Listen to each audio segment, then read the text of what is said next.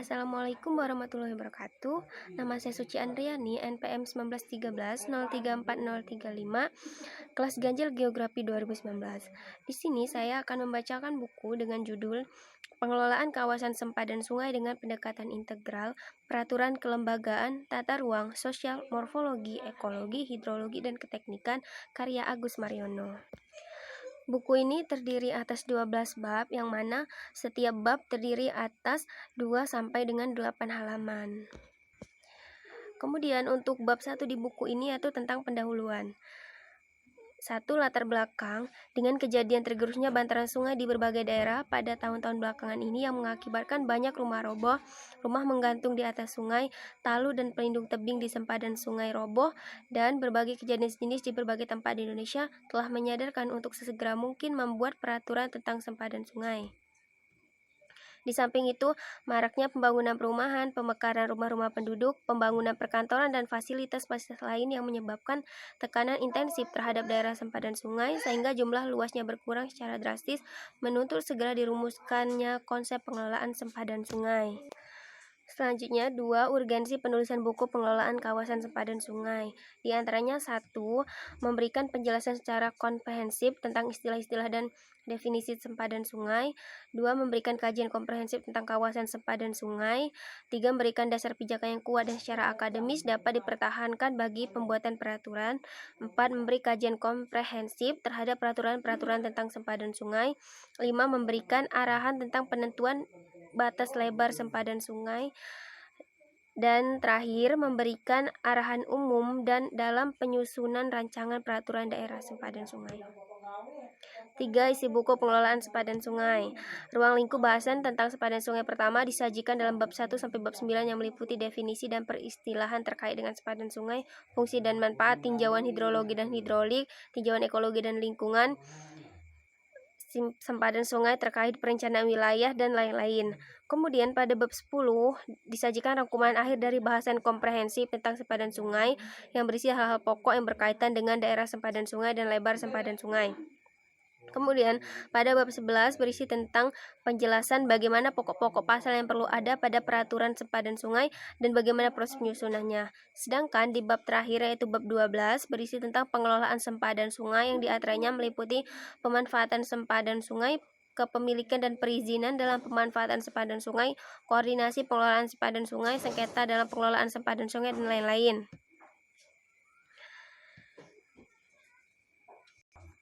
Nah, jadi kesimpulan dari bab 1 mengenai pendahuluannya yaitu peraturan mengenai sempadan sungai dapat kita temukan dalam Keputusan Presiden nomor 32 tahun 1990, Peraturan Pemerintah nomor 47 tahun 1990, dan Peraturan Pemerintah nomor 38 tahun 2011 tentang sungai yang menetapkan bahwa lebar sempadan sungai di luar permukiman minimal 100 meter dan pada anak sungai minimal 50 meter.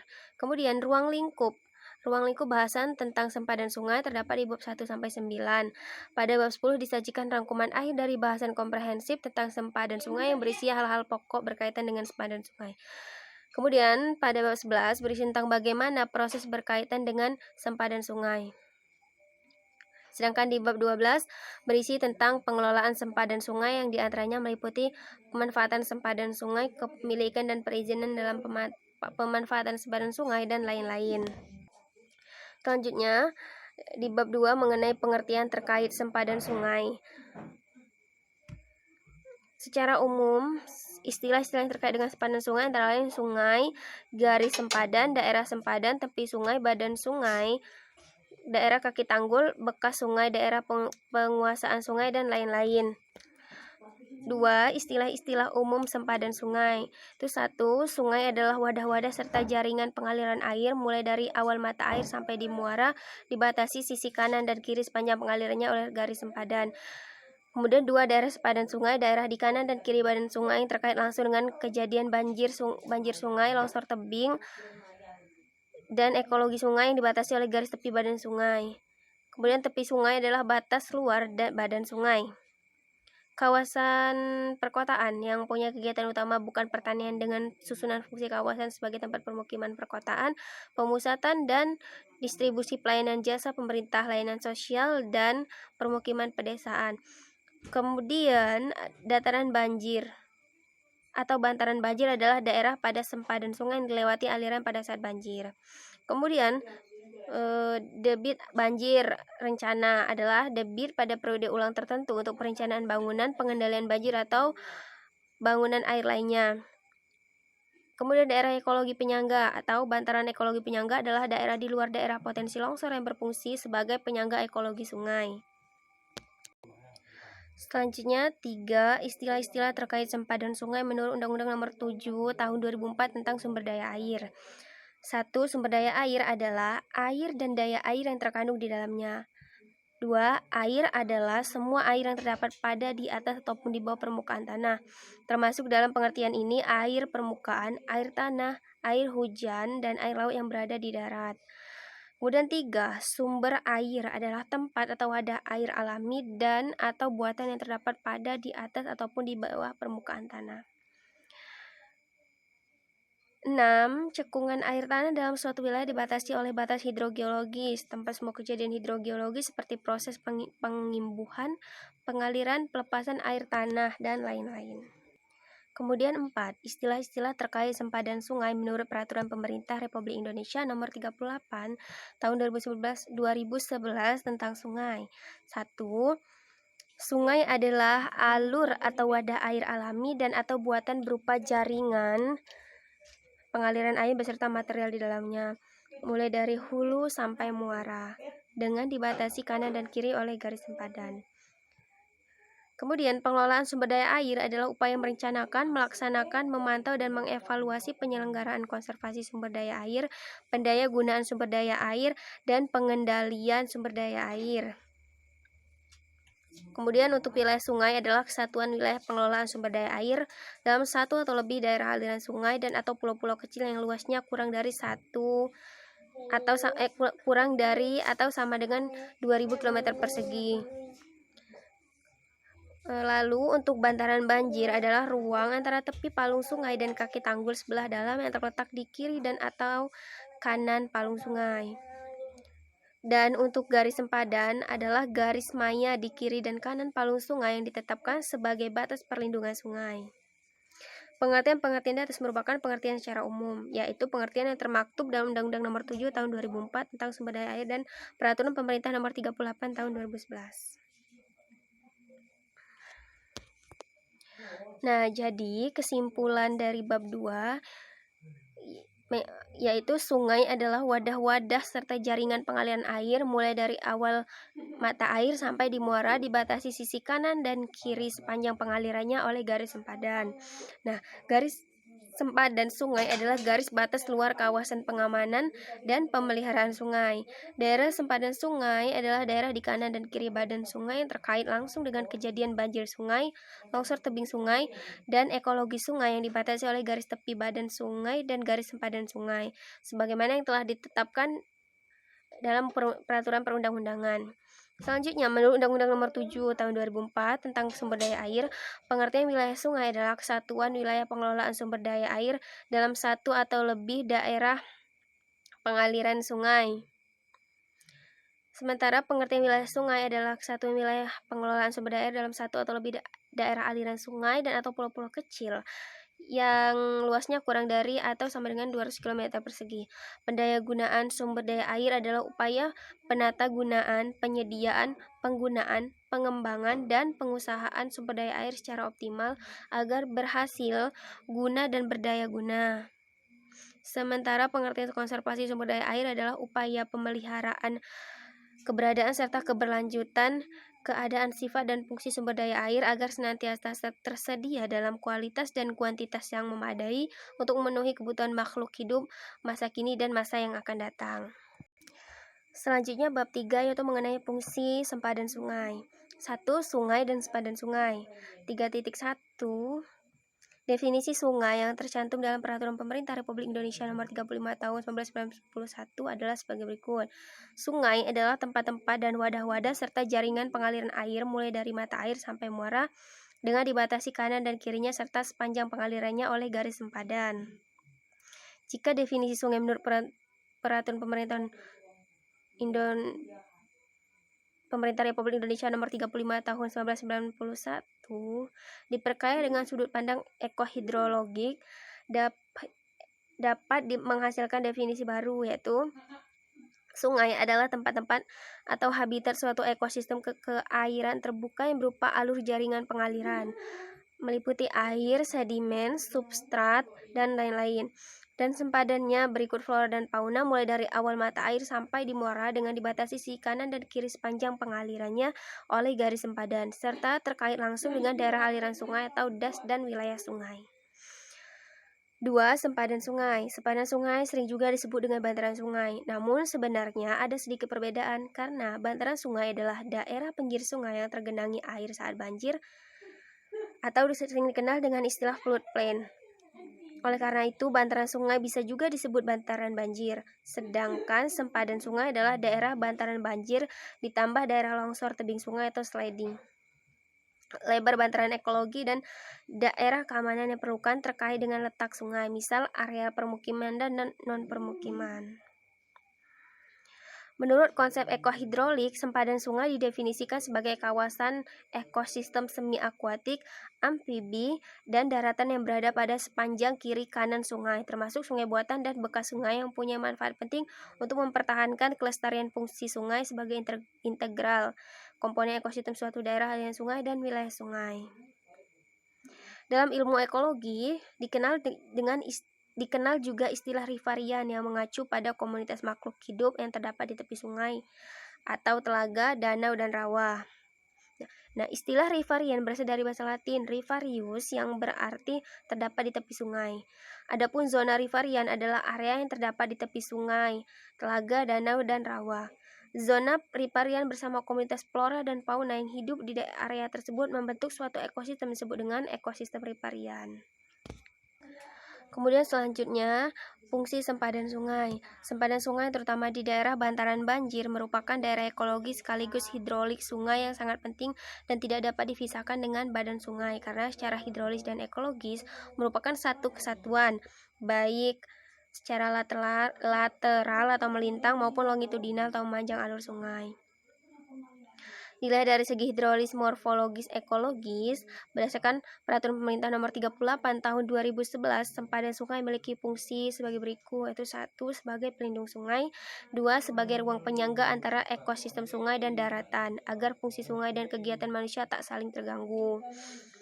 Nah, lebih luas lagi berdasarkan kajian integral ekohidrolik, sempadan sungai berfungsi baik langsung maupun tidak langsung, yakni 1. Memperbesar infiltrasi air limpasan, 2. Memelihara aliran dasar sungai, 3. Melindungi tebing sungai dari pengikisan dan erosi, 4. Memberikan ruang bagi alur sungai untuk bergerak secara lateral, 5. Memberikan perlindungan dari banjir, 6. Memungkinkan untuk restorasi sungai di masa yang akan datang, 7. Mempertahankan kualitas habitat amfibi, 8. Sebagai elemen estetika koridor sungai dan elemen ameliorasi iklim mikro, 9. Sebagai elemen perlindungan terhadap palung sungai terkait dengan pencemaran limbah cair maupun padat, serta 10. Sebagai penyedia nutrisi bagi fauna dan sebagai tempat bertelur, berpijah, dan hidup bagi fauna air atau amfibi. Nah, jadi kesimpulan dari bab 3 mengenai fungsi sempadan sungai, yaitu berdasarkan beberapa definisi yang telah disebutkan pada bab sebelumnya, maka dapat disimpulkan bahwa bagian-bagian sungai secara memanjang dari hulu ke hilir adalah mata air pertama, sungai bagian hulu atau dikenal dengan upstream, sungai bagian tengah middle stream, sungai bagian hilir downstream, dan muara. Sedangkan yang maksud dengan badan sungai atau palung sungai adalah bagian sungai pada muka air batas melimpah ke bantaran banjir, atau yang dikenal dengan the stage of being full discharge. Dalam ilmu ekologi dikenal istilah riparian mengacu pada komunitas makhluk hidup yang terdapat di tepi sungai yang biasanya hidup di danau, rawa, maupun telaga. Selanjutnya bab 4 mengenai kelembagaan dan kewenangan. 1. Stakeholder dalam kelembagaan dan kewenangan. Nah, sempadan sungai memerlukan pengelolaan yang terpadu dan berkelanjutan karena pengelolaan sempadan sungai merupakan hal yang kompleks yang melibatkan aspek sumber daya alam dan buatan, aspek kelembagaan multi stakeholder dan bersifat lintas batas atau administratif dan ekosistem. Keberhasilan pengelolaan kawasan sempadan sungai akan sangat ditentukan oleh kelembagaan terkait kelembagaan terkait seperti Dinas Permukiman dan Prasarana Wilayah atau Dinas Pekerjaan Umum. Kemudian berkaitan dengan pengelolaan sempadan sungai di mana wilayahnya merupakan wilayah lintas kabupaten, maka kewenangan berada di tingkat provinsi sesuai dengan Undang-Undang Otonomi Daerah di mana tingkat kabupaten memiliki kewenangan di dalam mengatur wilayahnya. Dengan demikian, terdapat dua tingkat kelembagaan yang berperan dalam pengelolaan sempadan sungai, yaitu tingkat provinsi dan tingkat kabupaten untuk pengelolaan sempadan sungai. Untuk sungai yang melintasi dua atau lebih provinsi, kewenangannya di tingkat nasional atau pusat. Pengelolaan sempadan sungai melibatkan banyak instansi dari berbagai jenjang atau hierarki pemerintahan sehingga diperlukan adanya koordinasi, kerjasama, dan konsultasi. Selanjutnya, konflik kewenangan dan sumber daya. Dalam praktiknya sering terjadi konflik kewenangan antar instansi pemerintah maupun swasta dan konflik pemanfaatan sumber daya. Hal ini juga terjadi pada sempadan sungai karena masing-masing mempunyai perencanaan, tujuan, dan sasaran sendiri-sendiri. Untuk pencegahan konflik atau tabrakan kepentingan antar instansi, perlu dilakukan koordinasi, kerjasama, dan konsultasi antar instansi dalam setiap pembuatan kebijakan yang berkaitan dengan sempadan sungai. Koordinasi ini juga perlu adanya sebuah aturan yang jelas dan tegas menyangkut sempadan sungai dan pemanfaatannya, yang disepakati secara bersama-sama, yang dapat mengatur kepentingan berbagai sektor yang dapat dijadikan acuan oleh segenap sektor terkait, serta mempunyai kekuatan hukum. Selanjutnya, konflik kewenangan dan sumber daya. Nah, selanjutnya mengenai partisipasi masyarakat. Dalam kaitannya dengan pemberdayaan masyarakat, guna meningkatkan partisipasi masyarakat, Peraturan Pemerintah Nomor 38 Tahun 2011 tentang Sungai mengatur secara umum sebagai berikut. Pemerintah pusat, pemerintah provinsi, dan pemerintah kabupaten atau kota sesuai kewenangannya melakukan pemberdayaan masyarakat secara terencana dan sistematis dalam pengelolaan sungai. Peraturan pemerintah tentang sungai terkait pemberdayaan masyarakat tersebut memberikan dasar yang kuat bahwa dalam pengelolaan sungai harus melibatkan masyarakat melalui pemberdayaan. Dengan demikian, sifatnya aktif dalam membuat masyarakat ikut peduli dan berpartisipasi dalam perencanaan, pelaksanaan, dan evaluasi program-program terkait sungai. Pengelolaan sungai dan sempadan sungai yang terpadu dan berkelanjutan memerlukan partisipasi secara aktif dari berbagai stakeholders. Khususnya masyarakat lokal harus disertakan dan diberdayakan dalam pengelolaan sungai dan sempadannya. Dalam proses pelaksanaan pengelolaan sempadan sungai, diperlukan suatu kelembagaan yang dapat melakukan koordinasi, kooperasi, dan konsultasi yang dapat mengakomodasi kepentingan bersama. Perencanaan dan implementasi pengelolaan sumber daya sungai harus memperhatikan kesesuaian kapasitas lembaga dan organisasi yang ada pada tataran nasional, regional, maupun lokal. Selanjutnya, model dan instrumen dalam pengelolaan sempadan sungai. Model dan instrumen-instrumen dalam mekanisme kelembagaan yang dapat dilakukan dalam aplikasi pengelolaan sempadan sungai memiliki berbagai implikasi positif maupun negatif. Dalam menangani sempadan sungai disarankan untuk memilih dan mengkombinasikan model-model tersebut sesuaikan dengan situasi dan kondisi daerah dan sempadan sungai yang ada. Model-model yang dipilih disarankan yang dapat meningkatkan partisipasi masyarakat, berdampak positif, implementatif, dan berkelanjutan serta mengikuti peraturan pemerintah mengenai sungai, yaitu pada Peraturan Pemerintah Nomor 38 Tahun 2011. Pengaturan ruang sempadan sungai. Ruang sempadan sungai sebagai ruang penerima luapan air memiliki perlindungan pemanfaatan lahan yang cukup solid dengan peraturan-peraturan pendukung cukup kuat. Namun, peraturan tersebut masih belum dapat diimplementasikan dengan baik karena perlu dilengkapi peraturan daerah yang memiliki kekuatan hukum yang mengikat bagi pelanggar peraturan daerah tersebut. Kaitan dengan penataan ruang sempadan sungai, sebenarnya upaya perlindungan atau konservasi perlu ditingkatkan.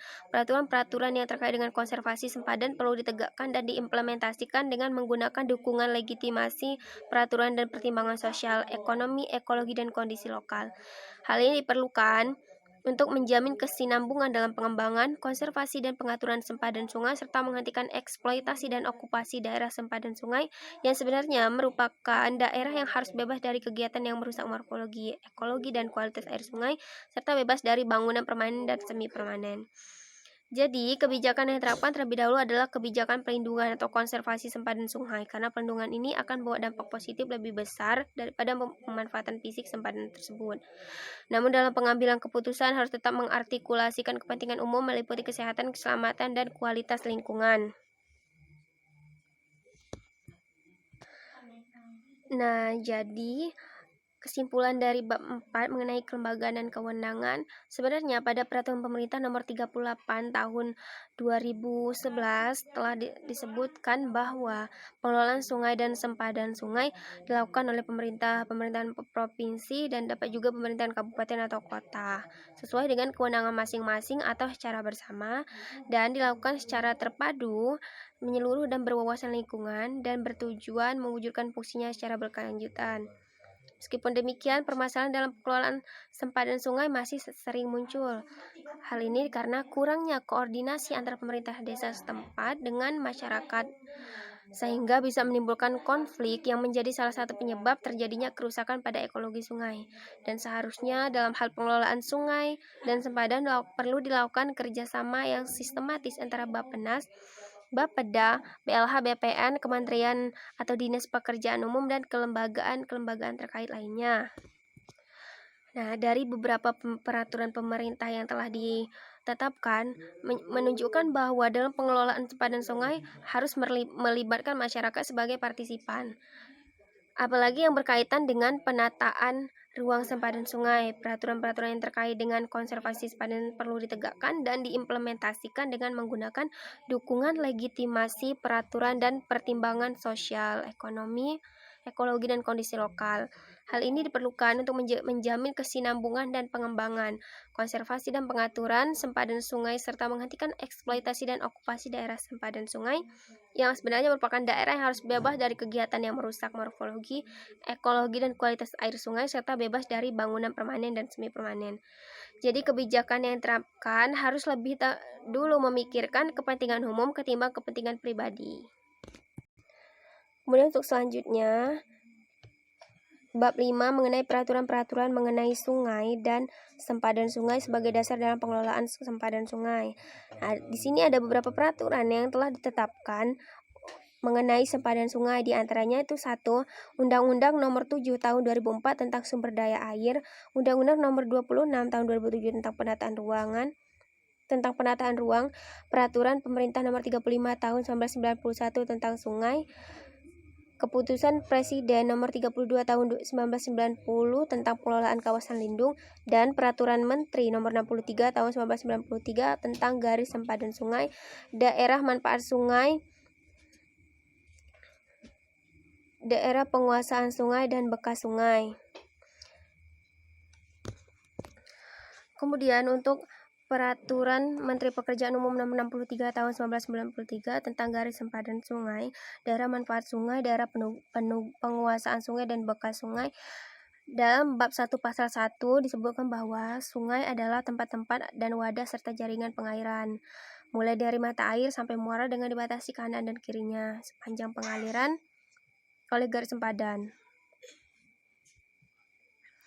Kemudian dalam bab 2 pasal 3 disebutkan bahwa penetapan garis sempadan sungai dimaksudkan sebagai upaya agar kegiatan perlindungan, penggunaan, dan pengendalian atas sumber daya yang ada pada sungai termasuk danau dan waduk dapat dilaksanakan sesuai dengan tujuan.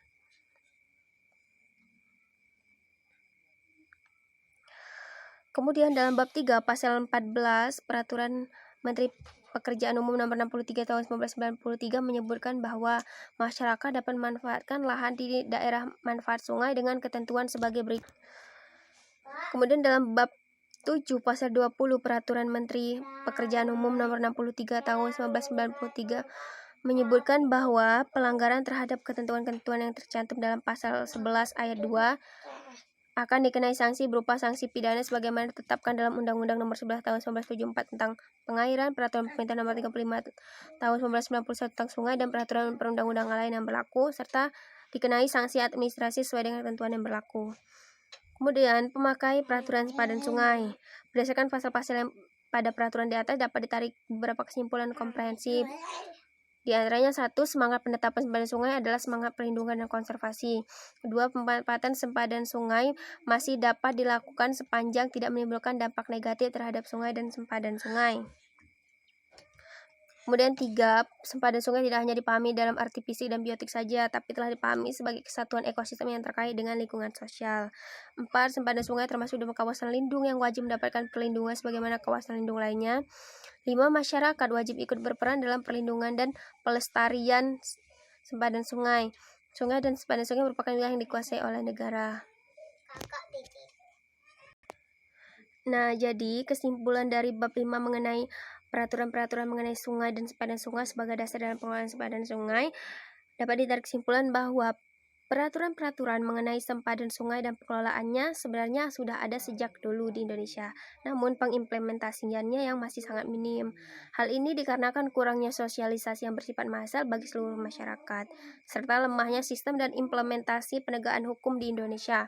Oleh sebab itu, sangat diperlukan peran serta masyarakat dan pemerintah dalam upaya menjaga keberlangsungan sungai.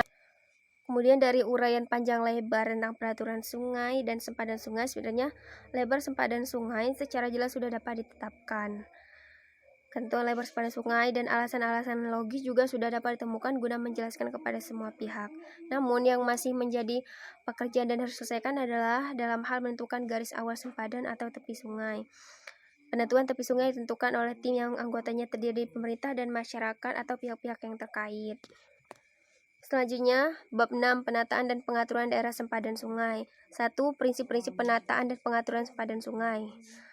Prinsip-prinsip penataan dan pengaturan sempadan sungai yang dapat dijadikan dasar pijakan yaitu diantaranya 1. Undang-Undang Nomor 26 Tahun 2007 tentang Penataan Ruang yang menyatakan bahwa semua wilayah sempadan sungai merupakan kawasan lindung yang tidak dapat dihuni dan dibudidayakan secara permanen. Kemudian 2, upaya pengelolaan wilayah sempadan sungai yang sudah dipergunakan sebagai hunian dan budidaya perlu segera dilakukan penertiban pengelolaannya secara terpadu. Kemudian 3, fungsi 3K atau koordinasi, kooperasi, dan konsultasi dipakai dalam upaya pengelolaan sempadan sungai. 4, mempertahankan ruang hijau dan ruang publik yang ramah lingkungan harus sebagai pendukung fungsi ekosistem sungai dan pendukung sungai kota. Kemudian 5, penentuan tata ruang sempadan sungai, perlu adanya partisipasi publik dan tata ruang sempadan sungai yang jelas dan harus konsisten, serta strategi pengelolaan sempadan sungai serta instrumen-instrumennya pun harus konsisten. Kemudian penataan dan pengaturan sempadan di kawasan perkotaan atau urban area. Penataan sempadan sungai di wilayah perkotaan mengacu pada peraturan pemerintah nomor 38 tahun 2011 di mana kondisi existing permukiman di sempadan dianggap status quo dan secara bertahap ditertibkan sesuai dengan peraturan lebar sempadan.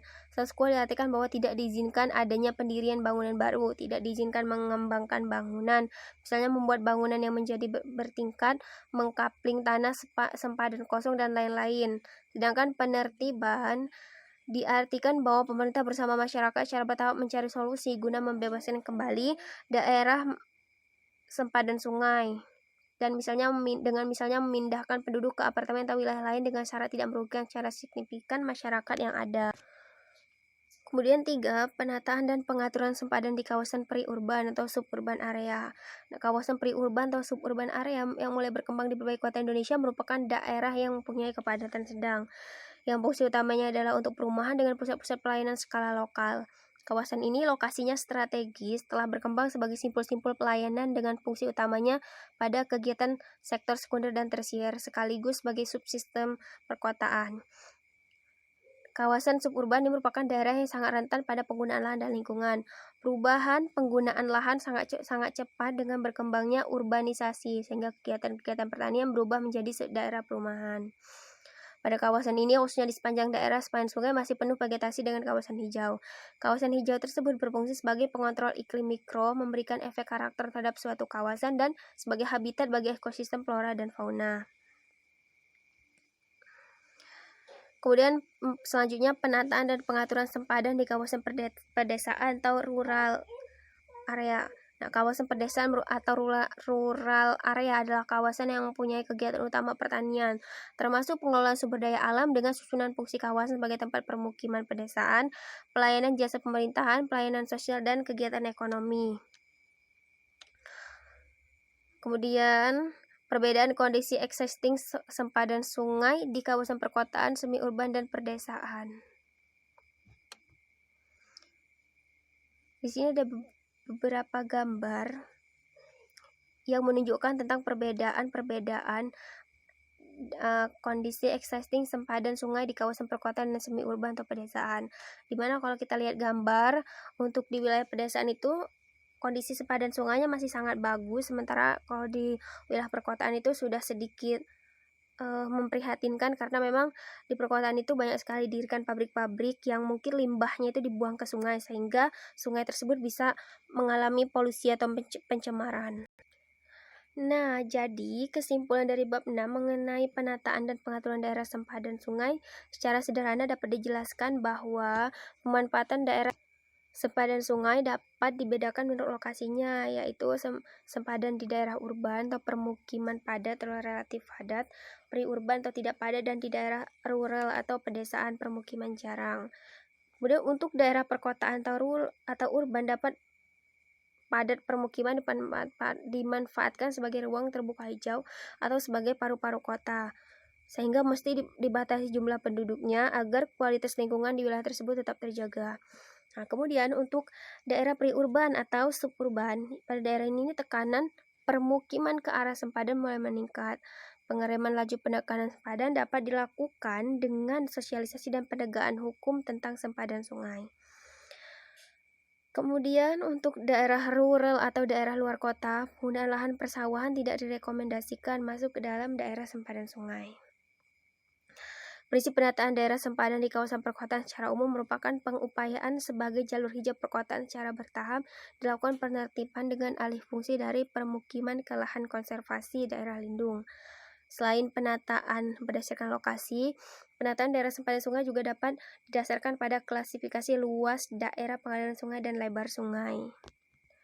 Kemudian selanjutnya bab 7 mengenai sempadan sungai dan penataan tata ruang. 1. Perkembangan kawasan budidaya dan permukiman di sempadan sungai. Pertumbuhan permukiman di sempadan sungai berlangsung cepat. Permasalahan yang muncul dari pertumbuhan permukiman ini adalah permasalahan kelestarian lingkungan hidup, termasuk sungai dan sempadannya. Peraturan tentang sempadan sungai diberlakukan untuk mengatasi permasalahan lingkungan. Peraturan tersebut ditetapkan lama setelah permukiman sudah berkembang. Konsekuensi dari diberlakukannya aturan tersebut adalah pembebasan sempadan sungai. Aturan tersebut kenyataannya belum efektif untuk mengendalikan pertumbuhan permukiman di sempadan sungai, sehingga sebenarnya diperlukan perangkat-perangkat kontrol dalam bentuk yang lain yang lebih aplikatif dan berefek hukum. Proses dibangunnya suatu unit hunian permukiman di sepanjang bantaran sungai merupakan inisiatif individu atau rumah tangga secara bertahap tanpa perencanaan. Kebutuhan untuk bertahan hidup di perkotaan dan toleransi sesama pendatang dan penduduk asli menyebabkan makin bertambahnya jumlah rumah di sepadan sungai. Melihat tingkat kesulitan penyelesaian atau pembebasan tanah sepadan sungai di wilayah perkotaan di wilayah perkotaan padat hunian tersebut, maka penegakan hukum daerah sempadan sungai harus tetap dilakukan sesuai peraturan guna mengerem laju penjarahan lahan sempadan sungai yang tidak terkendali. Kemudian 2. Sempadan sungai dan perencanaan kawasan. Perencanaan kawasan aliran sungai dimaksudkan agar kawasan ini dapat dimanfaatkan potensinya secara maksimal sebagai elemen arsitektur kota yang ramah lingkungan. Oleh karena itu, dalam menyusun kriteria penataan sungai perlu menanamkan pengertian bahwa A. Sungai sebagai area ekosistem, B. Aliran sungai dibuat sealami mungkin, C. Hindari adanya crossing dengan jalur kendaraan, D. Hindari sejauh mungkin alih fungsi dari sempadan sungai yang merupakan ekologi atau riparian forest menjadi hunian perkantoran, pusat perbelanjaan, dan lain-lain. Pada kota-kota yang dilewati oleh aliran sungai, wajah atau identitas kota sebagian besar memang dapat dikembangkan melalui penataan landscape kota. Penataan landscape ini didukung oleh beberapa unsur yang membentuk identitas lingkungan seperti jalan setapak, simpul, tengaran, batas, dan kawasan. Daya tarik visual sungai lainnya dapat dibentuk dari koridor hijau pepohonan, karena bentuk fisik sungai yang memanjang dapat dibentuk dengan penataan dari beberapa jenis tanaman. Namun perlu ditekankan pada pula suatu prinsip bahwa dalam menata kawasan sempadan sungai tidak diperkenankan mengubah struktur ekosistem sempadan sungai dan habitatnya, baik perubahan ekologi yang meliputi flora dan fauna, maupun fisik, bentang alam, dan morfologi sungai. Kemudian selanjutnya, pengembangan sempadan sungai. Dasar pengembangan sempadan sungai diambil dari bab 3 tentang pengembangan sungai. Pengembangan sungai diartikan sebagai pengembangan palung sungai dan sempadan sungai. Kemudian di samping itu perlu ada pelarangan-pelarangan yang tegas menyangkut pemanfaatan dan aktivitas di daerah sepadan sungai. Pelarangan-pelarangan tersebut sangat perlu diformalkan agar tidak ada celah untuk dilanggar. Pelarangan tersebut harus dilakukan secara preventif dengan menugaskan Satpol PP atau polisi untuk secara preventif melakukan patroli sepanjang sungai. Beberapa pelarangan yang perlu ditegaskan di daerah sempadan sungai adalah sebagai berikut. 1. Pelarangan untuk membuang sampah, limbah padat dan atau cair di daerah sempadan sungai maupun badan sungai. 2. Pelarangan untuk mendirikan bangunan semi permanen dan permanen. 3. Pelarangan untuk membuat bangunan talud atau perlindungan tebing menggunakan pasangan batu kali, konstruksi beton, konstruksi baja maupun konstruksi lain yang tidak ramah lingkungan, kecuali pada kondisi yang sangat mendesak.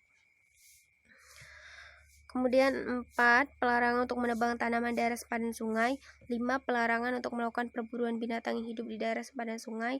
6. Pelarangan untuk membuat galian atau timbunan yang merusak morfologi sungai dan sebagainya. Kemudian 7. Pelarangan memanfaatkan lahan persawahan, perikanan dan peternakan di daerah sepadan sungai maupun badan sungai kecuali pada kondisi yang mendesak. Nah, jadi kesimpulan dari bab 7 yaitu perencanaan kawasan sepanjang aliran sungai dimaksudkan agar kawasan ini dapat dimanfaatkan potensinya secara maksimal sebagai elemen arsitektur kota yang ramah lingkungan. Sehingga hal ini perlu adanya pelarangan-pelarangan yang menyangkut pemanfaatan dan aktivitas di daerah sepadan sungai tersebut. Pelarangan-pelarangan tersebut harus dilakukan secara tegas, misalnya dengan menugaskan Satpol PP atau polisi untuk setiap hari memeriksa wilayah sempadan sungai secara bergantian sehingga tidak ada celah bagi orang-orang yang tidak bertanggung jawab untuk melanggarnya atau melakukan perusakan terhadap sempadan sungai tersebut. Kemudian ada bab 8, partisipasi masyarakat dalam penetapan sempadan sungai. 1. Urgensi partisipasi. Nah, hampir semua negara mengakui akan kebutuhan terhadap pendekatan partisipatif dalam semua proses pembangunan, termasuk proses penetapan daerah sempadan sungai. Pendekatan top-down untuk cetak biru pembangunan sosial praktis mengabaikan partisipasi rakyat dan kenyataannya hasil pembangunan tersebut tidak optimal. 2. Konsep partisipasi. Kata partisipasi diartikan dengan keikutsertaan, keterlibatan, dan pengembangan peran. Kata ini banyak digunakan oleh masyarakat, akademisi, pemerintahan, lembaga swadaya masyarakat, jurnalis, politikus, dan widya iswara dengan maksud yang berbeda. Konsep partisipasi berbasis pada kesadaran individu untuk bertindak. Kata kesadaran mengacu pada proses internal individu sebelum akhirnya ia memutuskan untuk melakukan tindakan. Sementara tindakan menandakan bahwa ketika tindakan itu dilakukan sebenarnya individu tersebut telah menaruh makna subjektif pada tindakan itu yang dapat memuat aneka motif, kepentingan, nilai, ideas, endapan tradisi, impuls emosi, dan sebagainya. Dari pemahaman di atas, makna partisipasi sangat penting terutama dalam hal penetapan peraturan sempadan sungai. Oleh sebab itu, sebagian pakar mendefinisikan partisipasi sebagai keterlibatan mental dan emosional seseorang dalam situasi kelompok yang mendorong mereka untuk ikut serta menyumbangkan kemampuan dalam mencapai tujuan kelompok dan ikut bertanggung jawab atas tujuan kelompok tersebut. Terkait dengan penetapan garis sempadan sungai, maka partisipasi yang sebaiknya diterapkan adalah partisipasi masyarakat yang diartikan sebagai partner, bagian yang tidak terpisahkan dari pekerjaan dalam penetapan sempadan sungai, bukan hanya sebagai part yang hanya sebagai pengikut dalam penetapan sempadan sungai. Kemudian 3. Partisipasi atau siapa yang berpartisipasi dalam penetapan sempadan sungai. Dalam memahami konsep partisipasi, penting untuk dicermati siapa anggota masyarakat yang terlibat, bukan hanya menyebut penduduk setempat atau yang bersifat umum. Seperti itu. Hal ini diperlukan untuk memberikan gambaran strategis partisipatoris dan mengidentifikasikan parameter-parameter strategis dan yang berpengaruh terhadap partisipasi. Kemudian yang kedua, fokus grup diskusi atau FGD dengan sempadan sungai. Salah satu metode partisipasi dalam pengelolaan mengenai sempadan sungai yang dapat diterapkan adalah dengan melakukan fokus grup diskusi atau FGD. Metode ini menekankan pada bahwa fasilitator FGD tidak boleh mengintervensi pikiran masyarakat. Fasilitator hanya sebagai pemandu diskusi. Hasil akhir diskusi warga ini benar-benar mencerminkan pikiran dan kemauan masyarakat tanpa campur tangan peneliti. Kemudian yang ketiga, partisipasi masyarakat dalam penentuan daerah sempadan sungai. Nah, dari hasil contoh fokus grup diskusi tahun 2006 pada masyarakat yang tinggal di sempadan sungai di daerah Istimewa Yogyakarta, dapat ditarik kesimpulan bahwa di kawasan perkotaan dan periurban sudah ada kesadaran masyarakat bahwa mereka hidup di daerah pinggir sungai atau sempadan sungai. Namun mereka tidak paham betul bahwa ada aturan batas garis sempadan sungai. Hal ini menunjukkan bahwa adanya kemungkinan peraturan yang ditetapkan tersebut tidak ditetapkan melalui proses partisipasi, tapi lebih ke arah cetak biru. Sehingga masyarakat berketetapan dan menuntut jika aturan yang ada akan diberlakukan, dan jika konsekuensinya mereka harus pindah, mereka minta untuk dilibatkan dalam pengambilan keputusan pelaksanaan pemindahan tersebut. Sementara untuk masyarakat pedesaan memberikan respon positif terhadap konservasi sungai dan sempadannya. Mereka mengetahui di mana batas kepemilikan lahan serta lahan yang boleh digarap dan yang tidak boleh. Pengetahuan mereka tentang sempadan sungai bukan dari peraturan dan undang-undang, tetapi dari kesepakatan sungai dan bukan dari peraturan perundang-undangan, tapi dari kesepakatan antara masyarakat secara turun-temurun. Kemudian selanjutnya, isu-isu yang terkait dengan sempadan sungai.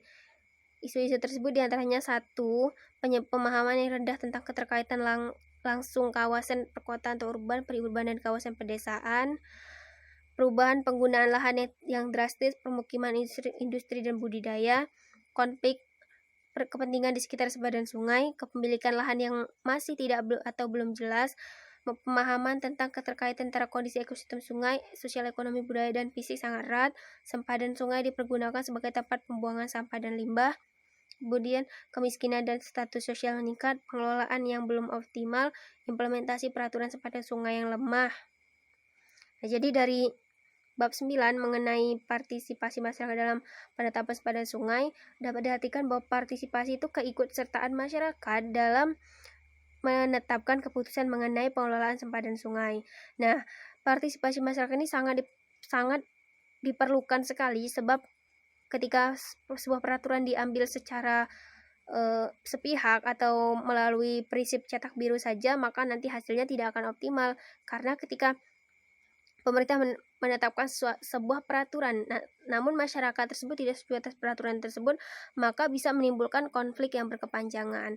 Apalagi hal ini terkait dengan penggunaan lahan. Sehingga partisipasi masyarakat di sini sangat diperlukan sekali, entah dalam penetapan garis-garis batas sempadan sungai, pengelolaan, ataupun yang lainnya, maka masyarakat harus ikut serta dalam pengambilan keputusan bersama lembaga-lembaga yang terkait. Sebab apapun peraturannya, jika tidak melibatkan masyarakat, maka akibatnya akan merugikan salah satu pihak. Kemudian bab 9 mengenai penentuan garis sempadan sungai berdasarkan analisis dan kajian tampang melintang sungai. 1. Prinsip penentuan garis sempadan sungai. Penentuan garis sempadan sungai dilakukan melalui kajian mendalam tentang faktor-faktor yang terkait dengan sempadan sungai, baik faktor teknis, ekologi, sosial, maupun peraturan-peraturan lainnya. Nah, beberapa metode penetapan lebar sempadan sungai yang diperoleh dari studi literatur dan yang telah diaplikasikan di beberapa negara adalah sebagai berikut, yaitu 1. Penetapan lebar sempadan sungai menurut Mariono mengacu pada konsep kualitatif lebar sempadan sungai.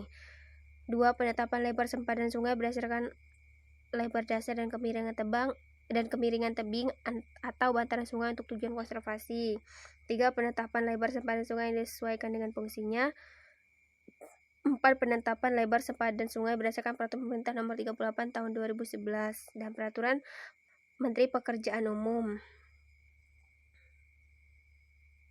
Kriteria lebar sempadan sungai berdasarkan bagian luas daerah aliran sungai mengacu pada Peraturan Pemerintah Nomor 38 Tahun 2011 dan Peraturan Menteri Pekerjaan Umum Nomor 63 Tahun 1993, di mana sungai dapat diklasifikasikan menjadi sungai besar dan sungai kecil.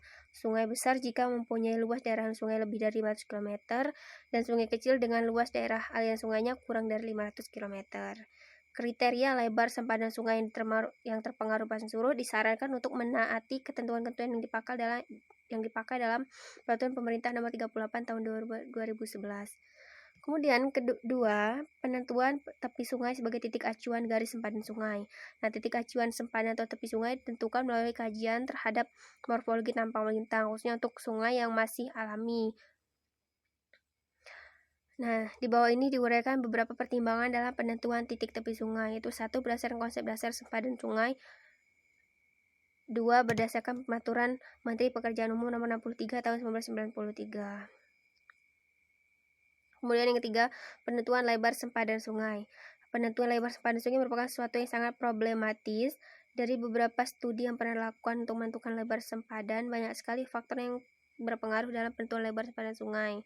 Lebar sempadan sungai yang digunakan sebagai pelindung tebing dari erosi atau sebagai pelindung terhadap polutan maupun untuk vegetasi menghasilkan nilai yang bervariasi.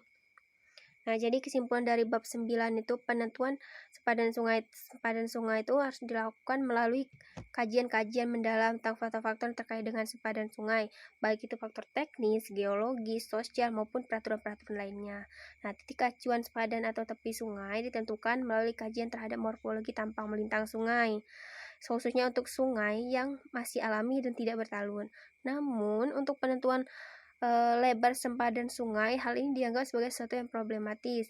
Dari beberapa studi yang pernah dilakukan untuk menentukan lebar sempadan, banyak sekali faktor yang berpengaruh. Lebar sempadan sungai digunakan sebagai pelindung tebing dari erosi atau sebagai pelindung terhadap polutan, maupun untuk vegetasi menghasilkan nilai yang bervariasi. Selanjutnya, bab 10 penentuan sempadan sungai secara komprehensif. Nah, dalam Undang-Undang Nomor 7 Tahun 2004 tentang Sumber Daya Air telah disebutkan bahwa sungai merupakan salah satu bentuk alur air permukaan yang harus dikelola secara menyeluruh, terpadu dan berwawasan lingkungan hidup dengan mewujudkan kemanfaatan sumber daya air yang berkelanjutan untuk sebesarnya kemakmuran rakyat. Kemudian, garis sempadan sungai ini selanjutnya akan menjadi acuan pokok dalam kegiatan pemanfaatan dan perlindungan sungai, serta sebagai batas permukiman wilayah sepanjang sungai. Lebar sempadan sungai dapat ditentukan berdasarkan hitungan banjir rencana dan banjir kajian fisik ekologi, hidrolik, dan morfologi sungai langsung di lapangan. Kemudian 2. Metode penentuan lebar sempadan sungai. Penentuan lebar sempadan sungai dilakukan dengan tata urutan sebagai berikut, yaitu 1. Identifikasi lebar sempadan sungai berdasarkan studi pustaka. 2. Identifikasi lebar sempadan sungai berdasarkan peraturan-peraturan pemerintah Indonesia. 3. Survei lapangan. 4. Identifikasi tampang melintang sungai. 5. Identifikasi jenis vegetasi. 6. Kajian komprehensif dan lebar sempadan sungai dan penyajian lebar sempadan sungai dalam bentuk tabel. Kemudian 3. Lebar sempadan sungai berdasarkan hasil penelitian. 1. Lebar sempadan sungai perlukan fungsi ekologi, akuatik, dan terestrial, kualitas air, hidrolik, dan morfologi sungai. 2. Penetapan garis sempadan berdasarkan analisis morfologi, melintang, dan hidrolik banjir sungai. Kemudian 3. Lebar sempadan sungai menurut Peraturan Pemerintah Nomor 38 Tahun 2011 dan Peraturan Menteri Pekerjaan Umum Nomor 63 Tahun 1993 mengatakan bahwa penentuan lebar sempadan didasarkan pada lokasi di luar kawasan perkotaan. Di dalam kawasan perkotaan, sungai besar, sungai kecil, ke dalam sungai, sungai bertanggul dan tidak bertanggul, dan sungai yang terpengaruh pasang surut. Kemudian yang 4. Penentuan lebar sempadan sungai menurut luas daerah aliran sungai. Nah, untuk menentukan lebar sempadan sungai juga diperlukan penetapan definisi tentang sungai besar, menengah, dan kecil. Nah, kemudian penentuan sempadan sungai yang terpengaruh pasang surut. Nah, ketentuan lebar sempadan sungai pada sungai-sungai yang terpengaruh pasang surut dapat ditemukan pada Peraturan Pemerintah Nomor 38 Tahun 2011. Lebar sempadan sungai untuk sungai-sungai yang terpengaruh pasang surut selebar 100 meter dihitung dari tepi sungai dan berlaku baik untuk kawasan perkotaan maupun di luar kawasan perkotaan. Kemudian, penentuan tepi sungai sebagai titik acuan garis sempadan sungai. Nah, kajian literatur mengenai tepi sungai masih sangat terbatas. Menurut Peraturan Menteri Pekerjaan Umum Nomor 63 Tahun 1993, tepi sungai ditetapkan pada titik tertinggi tebing sungai. Kemudian 7. Penentuan daerah sempadan sungai berdasarkan kajian tampang melintang. Nah, guna mengetahui komponen morfologi, hidrolik, dan ekologi sepanjang sempadan sungai, maka harus dilakukan survei lapangan di berbagai alur sungai, sesuai dengan alur mana yang akan ditemukan sempadan sungainya. Nah, untuk menganalisis bentang melintang morfologi bantaran sungai, dipilih cara membagi sempadan menjadi bagian yang lebih kecil sehingga akan memudahkan untuk menganalisis lebar sempadan yang dibutuhkan pada setiap tampang melintang suatu sungai.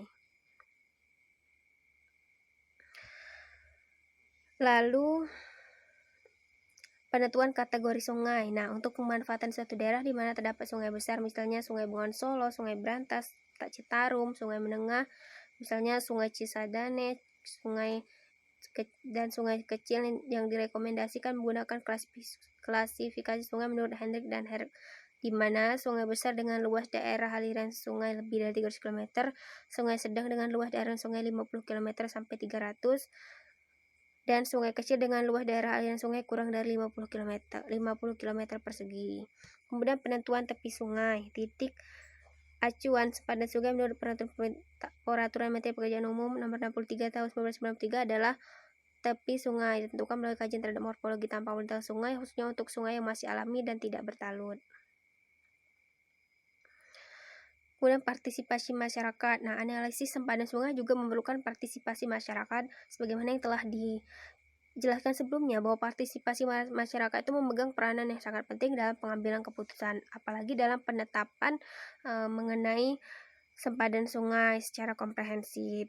Begitu. Nah, jadi kesimpulan dari bab 10 mengenai penentuan sempadan sungai secara komprehensif dapat dijelaskan bahwa berdasarkan kajian literatur, peraturan pemerintah, peraturan Menteri Pekerjaan Umum, survei lapangan, dan metode interpolasi yang telah dilakukan, maka diperoleh hasil besaran lebar sempadan sungai untuk kawasan periurban dilakukan interpolasi linear antara besaran sempadan sungai di kawasan pedesaan dan perkotaan. Demikian juga untuk lebar sempadan sungai pada sungai sedang merupakan interpolasi linear antara lebar sempadan sungai besar dan kecil. Sedangkan lebar sempadan sungai untuk kawasan sungai-sungai yang terpengaruh pasang surut dan tsunami belum dapat disimpulkan, sehingga masih diperlukan penelitian khusus. Nah, lagi-lagi dalam bab 10 ini juga dijelaskan bahwa untuk menentukan sempadan sungai secara komprehensif itu diperlukan partisipasi masyarakat, di mana masyarakat itu harus memiliki andil dalam upaya penetapan peraturan terkait sempadan sungai tersebut, sehingga nanti hasil yang diperoleh itu akan lebih optimal dan implementasinya pun akan lebih maksimal. Kemudian untuk bab 11 mengenai pengelolaan sempadan sungai. Dalam pengelolaan sempadan sungai akan dibahas beberapa subbab yang penting, diantaranya bagaimana pemanfaatan sempadan sungai, pembebasan daerah sempadan sungai, penentuan daerah penguasaan sungai, pengelolaan daerah bekas sungai, pengaturan daerah ulayat umat, pengawasan, koordinasi, penyelesaian sengketa, sanksi dan penghargaan, kawasan khusus dan peran masyarakat. Kemudian pemanfaatan sempadan sungai. Pemanfaatan sebagai sempadan sungai dapat dijelaskan sebagai berikut, yaitu 1. Pemanfaatan daerah sempadan sungai dilakukan untuk perlindungan, pelestarian dan peningkatan fungsi sungai, serta pengendalian kerusakan akibat daya air sungai melalui kegiatan penatagunaan, perizinan, dan pemantauan. 2. Penatagunaan daerah sempadan sungai sebagaimana dimaksud pada poin 1 dilakukan dengan fungsi utama sebagai kawasan lindung. 3. Jalan inspeksi pada daerah sempadan sungai dibuat secara sangat terbatas. 4. Jalan inspeksi kaitannya dengan penatagunaan lingkungan luar sungai di dalam wilayah perkotaan. Dalam kondisi terpaksa tidak ada alternatif lain, dapat dikembangkan menjadi jalan umum sejauh tidak merusak fungsi dan ekologi sungai tersebut. Kemudian 5. Perbaikan kelongsoran tebing sungai pada sempadan sungai. 6. Pemanfaatan daerah sempadan sungai dapat dilakukan oleh masyarakat secara terbatas untuk kegiatan yang tidak merusak atau tidak merugikan. 7. Pemanfaatan daerah sempadan sungai harus memperoleh izin terlebih dahulu dari pejabat-pejabat yang berwenang. 8. Pemanfaatan daerah sempadan untuk kawasan adat ulayat dilakukan sejauh tidak merusak fungsi dari sempadan sungai itu sendiri. Kemudian 9. Penjabat yang berwenang dapat menetapkan status ruas di daerah sempadan untuk membangun jembatan dan atau bangunan sungai yang diperlukan, dengan menyediakan luas minimal 50% vegetasi sempadan. Kemudian kepemilikan dan perizinan dalam pemanfaatan sempadan sungai. Nah, sejauh memenuhi syarat-syarat seperti pada penjelasan di atas, maka pemanfaatan sempadan sungai dimungkinkan dengan ketentuan kepemilikan dan perizinan sebagai berikut, yaitu 1. Daerah sempadan sungai merupakan daerah milik masyarakat umum atau negara, bukan hak milik pribadi dan atau golongan tertentu. 2. Garis sempadan yang telah ditetapkan sebelumnya dinyatakan masih tetap berlaku sepanjang tidak bertentangan dengan peraturan daerah yang berkaitan. Kemudian 3. Masyarakat dapat memanfaatkan lahan sempadan sungai dengan dengan ketentuan tidak merusak lingkungan. Kemudian yang keempat, izin pembuatan lahan sempadan diberikan oleh pejabat yang berwenang. Dan kemudian yang keempat, pengawasan pemanfaatan sempadan sungai. Pengawasan tersebut terdiri atas satu, pengawasan atas pelaksanaan peraturan sempadan dilakukan oleh instansi teknis pusat atau daerah atau dinas atau badan hukum tertentu. Kemudian masyarakat berperan dalam melakukan pengawasan atas pelaksanaan ketentuan dan peraturan ini. Kepolisian juga mempunyai kewenangan dalam pengawasan, pengusutan dan pencegahan. Kemudian koordinasi dalam pengelolaan sempadan sungai. Pengelolaan sempadan sungai mencakup kepentingan lintas sektoral dan lintas wilayah yang memerlukan keterpaduan tingkat untuk menjaga kelangsungan fungsi dan manfaat sungai. Pengelolaan sempadan sungai sebagaimana dimaksud pada poin 1 dilakukan melalui koordinasi dengan mengintegrasikan kepentingan berbagai sektor, wilayah, dan para pemangku kepentingan dalam bidang sempadan sungai. 3. Koordinasi sempadan sungai dimaksudkan dalam poin 2 dilakukan oleh yang berwenang dalam melakukan koordinasi dengan instansi dan lembaga terkait. Kemudian koordinasi bagaimana dimaksud pada poin 2 merupakan beranggotakan unsur pemerintah dan unsur non-pemerintah. 5. Hubungan kerjasama multi pihak dalam koordinasi tingkat provinsi, kabupaten, kota, dan wilayah sempadan sungai bersifat konsultatif, koordinatif, dan kooperatif. Kemudian selanjutnya sengketa dalam pengelolaan sempadan sungai. Pokok-pokok penyelesaian sengketa dapat diuraikan sebagai berikut, yaitu 1. Penyelesaian sengketa mengenai sempadan sungai pada tahap pertama diupayakan berdasarkan prinsip musyawarah atau mufakat. Kemudian 2. Jika dalam hal penyelesaian sengketa sebagaimana disebut pada poin 1 tidak diperoleh kesepakatan, para pihak dapat menempuh upaya penyelesaian di luar pengadilan atau melalui pengadilan. 3. Upaya penyelesaian sengketa sebagaimana dimaksud pada poin 2 dilakukan dengan arbitrasi penyelesaian sengketa sesuai peraturan perundang-undangan. 7. Sanksi dan penghargaan dalam pengelolaan sempadan sungai. Sanksi administrasi sesuai dengan ketentuan perundang-undangan. 2. Pihak-pihak yang berhasil atau berjasa dalam konservasi dan pemanfaatan sempadan sungai berhak mendapatkan penghargaan dari pemerintah kabupaten atau provinsi. Nah, jadi kesimpulan dari bab 11 mengenai pengelolaan sempadan sungai dapat kita tarik uraian bahwa sempadan dewasa ini banyak sempadan sungai yang telah dibebaskan oleh pemerintah maupun oleh pemerintah pusat maupun pemerintah daerah. Namun hal ini mengakibatkan masalah yang semakin kompleks sehubungan dengan semakin kompleksivitasnya permasalahan sempadan sungai yang memerlukan integrasi seluruh pihak yang berkaitan, maka perlu dirumuskan tentuan pokok mengenai koordinasi dalam pengelolaan sempadan sungai. Nah, dalam pengelolaan sempadan sungai ini seringkali timbul sengketa atau konflik-konflik yang sulit ditemukan jalan keluarnya.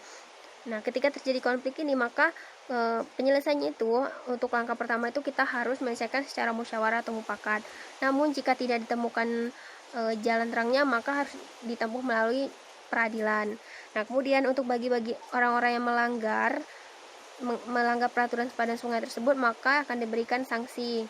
Dan bagi masyarakat yang berjasa, maka ia berhak untuk mendapatkan hadiah dari pemerintah setempat. Selanjutnya bab 12 mengenai penyusunan peraturan daerah mengenai sempadan sungai. Nah, sungai dan sempadannya sebagai salah satu sumber air mempunyai fungsi yang sangat penting bagi penghidupan masyarakat dan lingkungan. Perlu dijaga kelestarian dan kelangsungan fungsinya dengan mengamankan dan memelihara daerah sekitarnya. Oleh karena itu perlu ditetapkan peraturan daerah tentang sungai atau peraturan daerah tentang sempadan sungai. Nah, di sini terdapat banyak sekali peraturan seperti peraturan yang terdiri atas dari bab 1 hingga bab 16. Ini semuanya merupakan peraturan sempadan sungai. Nah, kemudian metode penyusunan draft Raperda. 1. Penunjukan salah satu instansi pemerintah. 2. Membentuk tim penyusun naskah akademik. Dan 3. Menginventarisasi pihak-pihak kepentingan dan terkait dengan sempadan sungai. 4. Melakukan studi literatur. 5. Melakukan studi lapangan dan lain-lain. Metode penyusunannya pun beragam. Metode penyusunannya harus melakukan beberapa tahapan yang diantaranya 1. Garis sempadan sungai ditetapkan oleh menteri, gubernur, atau bupati. 2. Penetapan garis sempadan sungai berdasarkan kajian penetapan garis sempadan, pertimbangan penetapan garis sempadan adalah karakteristik geomorfologi sungai, dan lain-lain. Mungkin dari bab 12 ini kita bisa tarik kesimpulan bahwa sungai dan sempadannya sebagai salah satu sumber air mempunyai fungsi yang sangat penting untuk kehidupan. Oleh sebab itu, kita sebagai anggota masyarakat harus senantiasa memelihara keseimbangan ekosistem dan kehidupan masyarakat. Oleh sebab itu perlu disusun peraturan-peraturan untuk menjaga kelestarian sempadan sungai tersebut. Nah, dalam penyusunan peraturan tersebut juga tidak boleh sembarangan atau asal-asal ambil langkah-langkah saja. Namun banyak sekali tahapan-tahapannya yang tentunya harus tetap memperhatikan keberlangsungan masyarakat dan keberlangsungan lingkungan ekosistem tersebut. Nah, mungkin itu saja dari saya. Terima kasih. Wassalamualaikum warahmatullahi wabarakatuh.